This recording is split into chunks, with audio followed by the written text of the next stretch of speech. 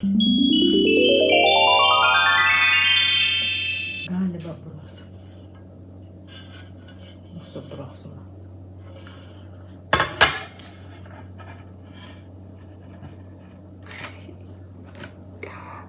Salat hazırlayırıq bugün. Mənim niyə mikrofonum yoxdur ki? Mikrofonumu taxdım daha uyguna. Yaxşı bir bıçağa ehtiyacımız var. Bu yaxşı bir bıçağa oxşuyur. Bu qədər bir şey götürəcəyik. Məni görəsiz deyə nəyi doğradığımı.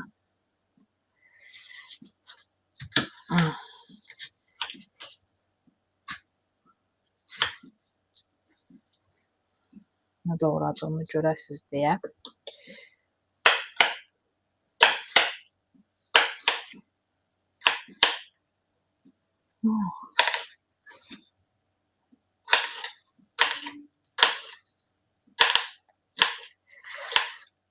Bu şüşə şeydə ətim ürpəşməyə başladı. Amma ümid edirəm ki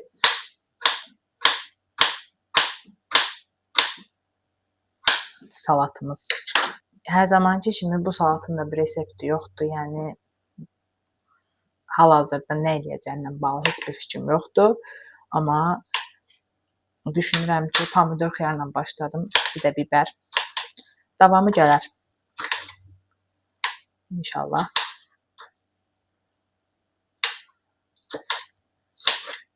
Narahat deyə bu şüşə. Azərbaycan izləyirləri taxta. Şüşə taxta.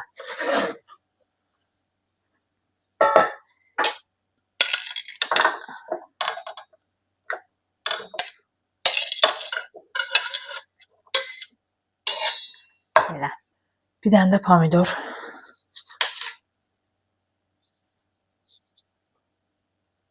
Aslında bu yaxşı kəsir. Sadəcə olaraq. Necə profesional da kəsirəm. Bakar mısınız?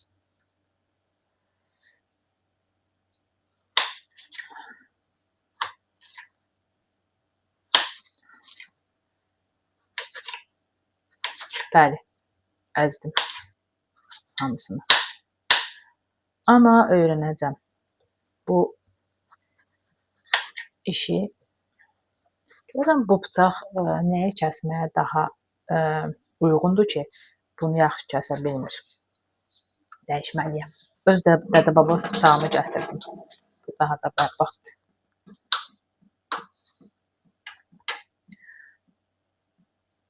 Bu bar heç olmasa bu pomidoru kəsirdi, bu heç kəsmir. Məsələ deyəsən problem məndədir. Bıçaqda deyil. Məharət. Səməd Vurğunun bir dənə hekayəsi var da, bilirsiniz.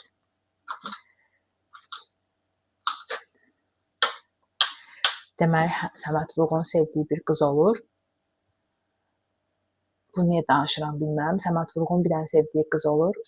Ona şeir falan yazır. Yəni, məlumdur da, şairlər sevdiyi qızlara şeirlər yazırlar və deyirlər ki, şeir bəhanə. Məncə bu da doğrudur. Həqiqətən şeir bəhanədir biraz. Və nəsə Səməd Vurğun şair olur və qız bunu bəyənmir və gedir polkovniklə evlənir. Sonra bir məclisdə Səməd Vurğun da orada olarkən Səməd Vurğunun həyat yoldaşı da orada olur. Səməd Vurğun da orada olur. Və təbii ki, biraz hər kəsin Səməd Vurğuna qarşı olan hörmətini, davranışını falan görür. Bundan biraz qıcıqlanır. Deyir ki, başlayır öyünməyə ki, bəs Səməd Vurğun mənə belə şeir yazardı, mən belə qadınam, mən elə qadınam. Səməd Vurğun, bəlkə də hekayəni səhv danışıram, amma üzr istəyirəm, mən belə eşitmişəm. Yadımda ya da belə qalıb. mən belə qadınam, mən elə qadınam. Və Səməd Vurğun bunu eşidir. Deyir ki, məharət səndə olsaydı, indi yanındakı da sənə şeir yazardı. İndi məharət məndə olmalıdır deyəsən ki, bu bıçağı istifadə edə bilim. Məharətim yoxdur.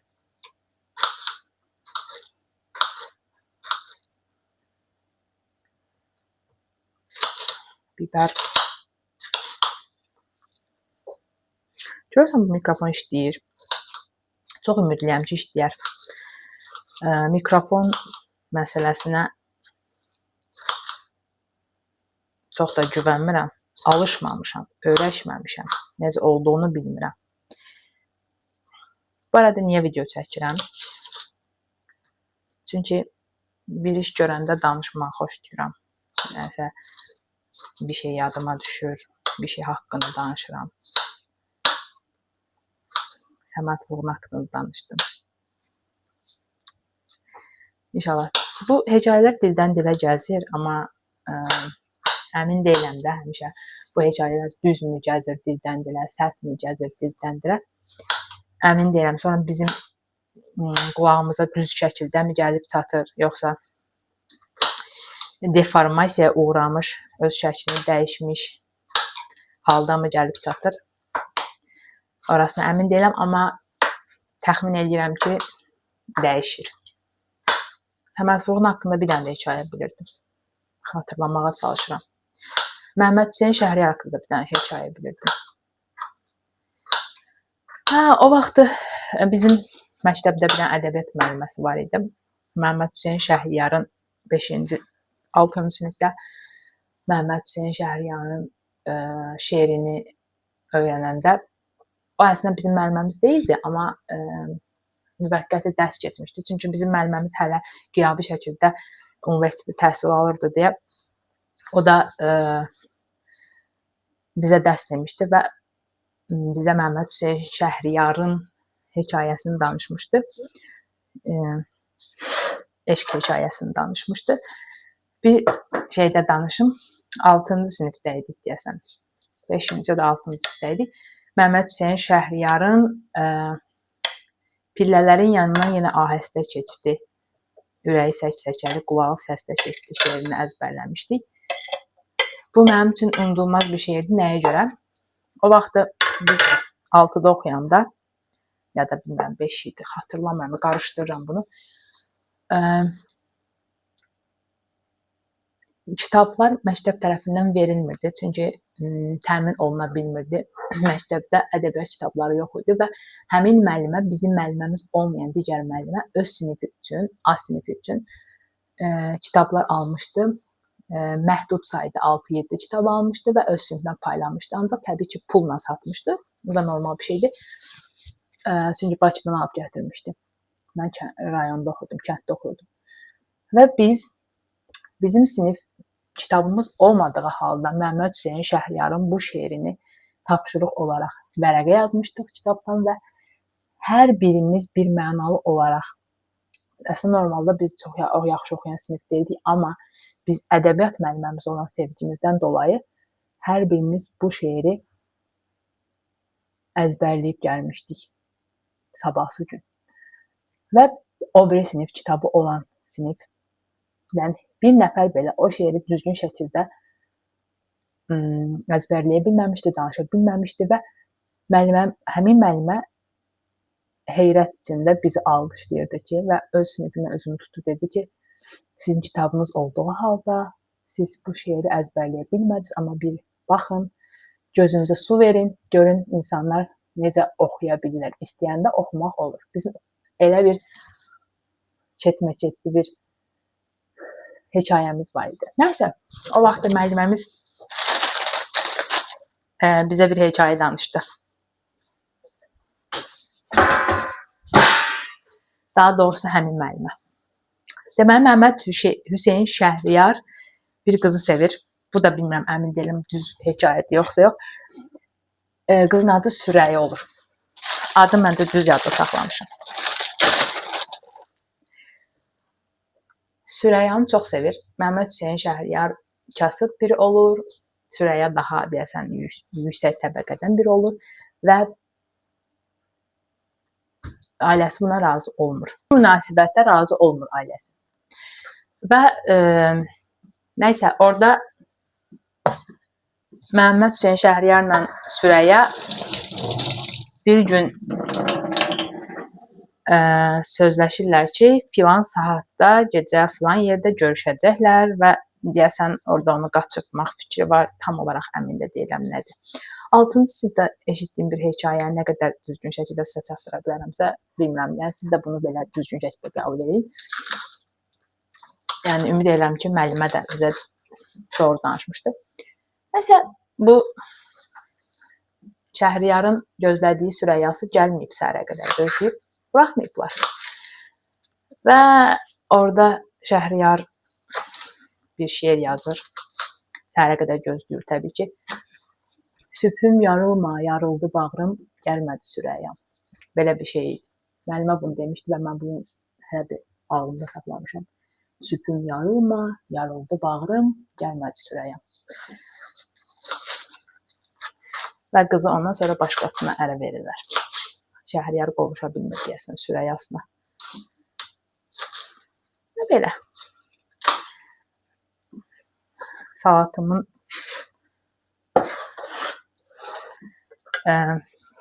göyərtisi də hazırdır. Bu bilmirəm. Almanlar buna rokost deyirlər. Kələm kimi şeylərin qarışığıdır. Kahı.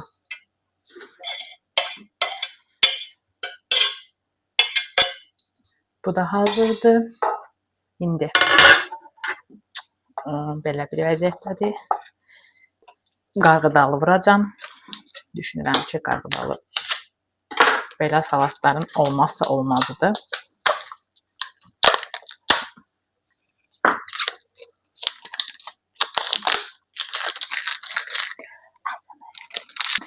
Təbii ki, mən bunu belə elədim. Qarğıdalımız da üstünə əlavə olundu. Əslində petruşka da var. Petruşka çox önəmlidir. Petruşka dünən 1 avroya aldığım bu boyda petruşkanın yarısını lahmacunla yedim, yarısını isə saxlamışdım. 1 avro vermişəm təbii ki, balaca. Yəni 1 avroya 20 dəstə göyərti alaram Azərbaycanda, amma təbii ki, bu Azərbaycan deyil.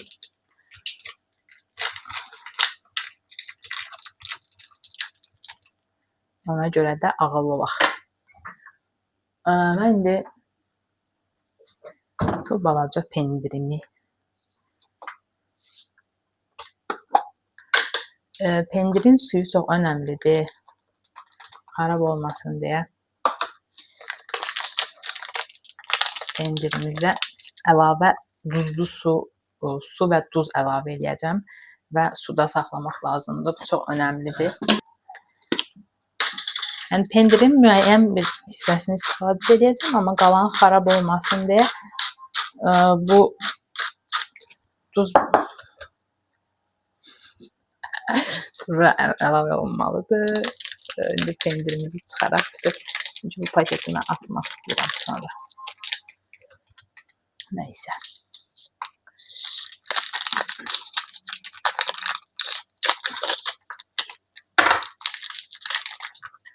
Düşünürəm ki, bu qədər hissəsini qoyaram. Bu girməz, bunu da qoyaram. Bax. Wow, necə qablaşdırdım.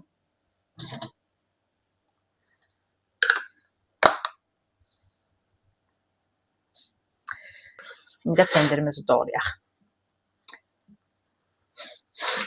Mən istəyirəm, siz mənim necə doğradığımı görəsiniz, öyrənəsiniz biraz.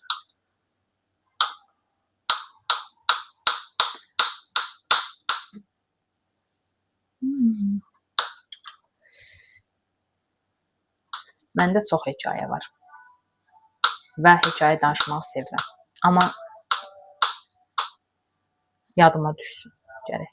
Ya da hər hansısa bir anda məsələn bir şey yadıma düşür, dalınca o biri yadıma düşür, sonra o yadıma düşür, bu biri yadıma düşür. Davamlı olaraq nəsə yadıma düşür, amma durub oturub fikirləşəndə yadıma düşmür təbii ki. Ani bir anı, anidən gələn bir xatirə, anidən gələn bir qoxu, anidən gələn bir nə deyirlər ona, səs, gülüş tərzi, danışıq tərzi mənə nəyisə xatırlada bilər. Gördüyüm hər hansısa bir şey. Amma məncə hər kəs də belədir. Amma belə otur fikirləş ki, görəsən nəyəsə yadıma düşsə danışardım, bu olmur. Təbii ki.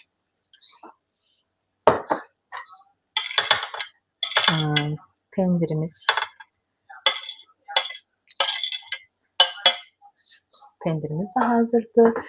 Deməli biz bu salata vurduq pomidor, xiyar, biber, qarğıdalı, pendir, çahı kimi bəzi göyərtilər və üstünə bir də istəyirəm ki, mən biraz qatını çox xoşuma gəlir. Siz eləməyə bilərsiniz. Mən biraz da Holland pendiri əlavə edəcəm, rəndələnmiş. Xoşuma gəlir.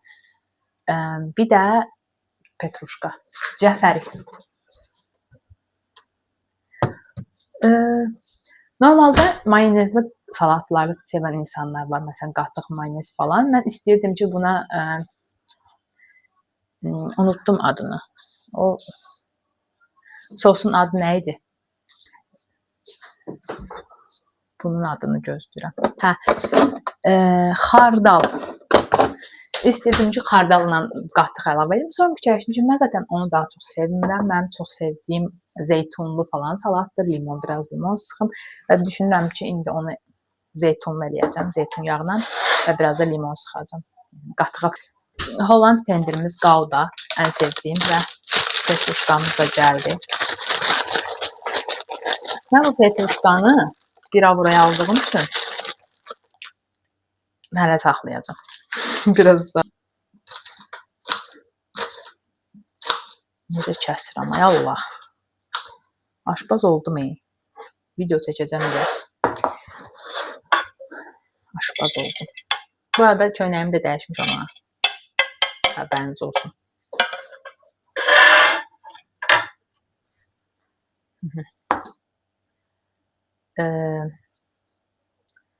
Doğrayacağım elə bir şey qalmadığı üçün bunu da qoyuram bura.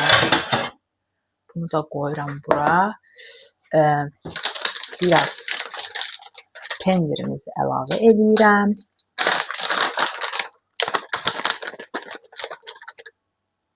Pendir. Çox əlavə eləməyəcəm biraz. Biraz dadacağım. Ağ pendir olabilir, olmuyor biraz da.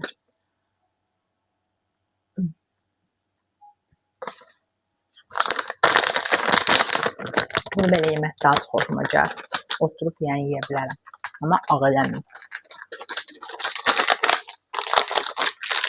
Tələbə həyatı yaşayan bir adam üçün oturub bir oturumda bunu yemək düzgün.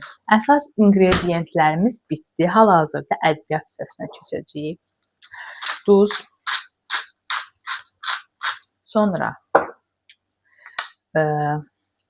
qara istiot. Bilmirəm bunu buna vurmaq lazımdır. Yox, mən istəyirəm. Vururam. Bazilikum mən vazgeçilməzim. Çünki çox sevirəm bazilikumu. Hər şeyə vururam. Hər şeyə. Bildiyiniz hər şeyə vura bilirəm. Bir də bunu vururam. Bir də bu qırmızıdan vururam. Bu da vurulmalı deyil. Bilmirəm yoxsa yox. Amma vururam. İndi nə vuracam? İndi isə zeytunumu vuracam. Bunu niyə bura qoymuşam? Zeytun yağı. Dünən bir nə deyirlər ona? Həkimin məsləhəti dedi ki, zeytun yağı 10-10'luq bir qidaymış bizim qidalarımızın içində. O görə ənlərim də bura. Çox vurmaq da amma ağ eləməkdir.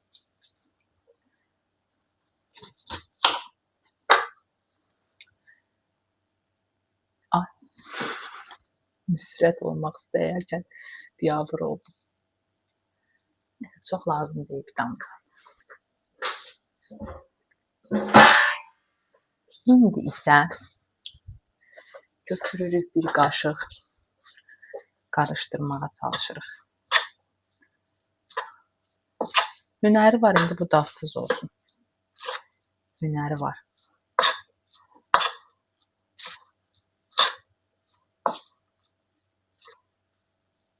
Nəsə, deyəsən pomidorlar yaxşı doğranmayıb. Ona görə də biraz şey ola bilir.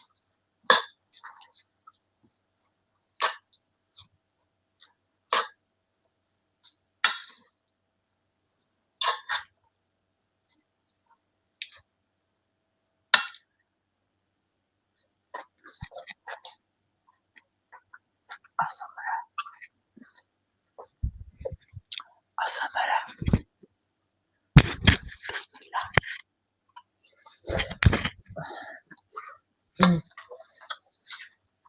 Qəşəngdir.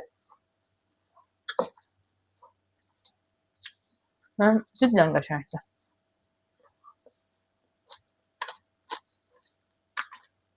İndi bunu azadıq soyuducuya qoyacağım ki, biraz özünü tutsun mamam demiş. Ondan sonra yiyəcəm. Mənə demiş olsun. Sağ olun.